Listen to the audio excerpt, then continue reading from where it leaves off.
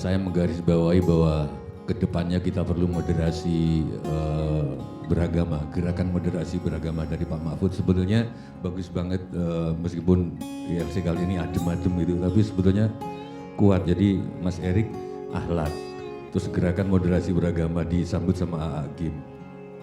Gini Mas Karni, di masa depan itu imanmu apa nggak penting, itu sesuai dengan ramalan Joyoboyo. Yang penting akhlakmu. Itulah yang disebut agama Budi. Buddha, bukan Buddha yang saya sering sebut itu, tapi kedepannya itu akhlak.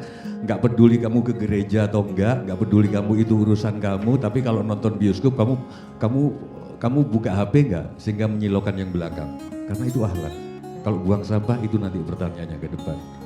Nah, sehubungan dengan itu, saya terima kasih kepada Pak Karni, sebab untuk mencapai bahwa yang penting beragama itu, beriman adalah berkelakuan baik, itu harus meniadakan Tuhan sebagai sosok. Sosok transenden, kayak manusia. Begitu sudah ini nanti kita rebutan, kalau nggak rebutan sosok, rebutan nama. Harus ada sosok Tuhan ada yang tiada itu, tiada. Ada karena dia tiada karena dia berupa sosok, sosoknya nggak ada karena tidak ada satupun yang mempersamakan. Ini harus gerakan, tapi ada imanens di dalam makhluk-makhluk, imanens. Saya berkali-kali ngomong ada yang tiada di kampus-kampus, susah sekali diterima. Baru ketika Pak Karni menghilang, ILC ini menghilang dari waktu karena ketakutan pemilu kemarin, saya mendapat contoh ada yang tiada yang bagus. Yaitu hilangnya ILC. Pak Karni Ilyas ada, tapi nggak ada. Itulah ada yang tiada.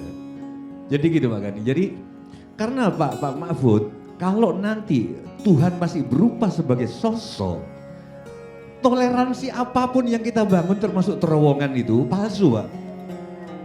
Toleransinya karena di hulu di hilirnya masih merasa Tuhanku beda. Ini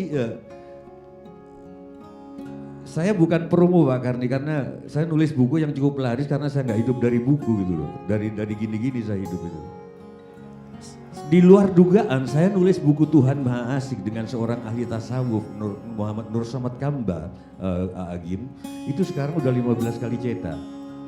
Dan saya akan menerbitkan lagi yang kedua. Intinya di situ adalah beragama adalah berkelakuan baik. Iman soal dapur, urusan ruang tamu adalah akhlak. Saya berkali-kali sama Pak Ganjar ketemu ke kepala desa, tinggal gubernur ini yang belum ngajak saya gitu.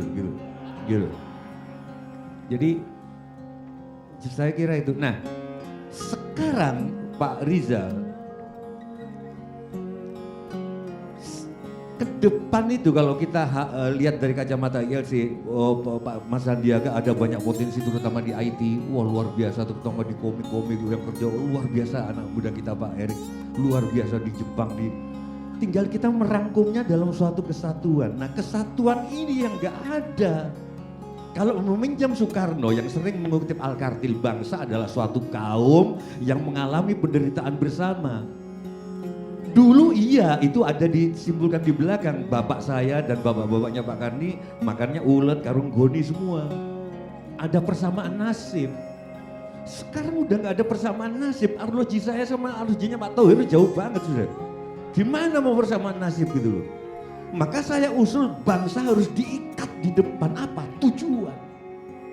Nah tujuan itu memerlukan tirani kalau perlu, saya setuju. Asal percaya, kayak Deng Xiaoping waktu 80-an, kayak restorasi Meiji, oke nggak usah kayak Pak Chung Hee, oke nggak usah mengkonsumsi ini, nggak usah karena aku percaya pada pemimpin.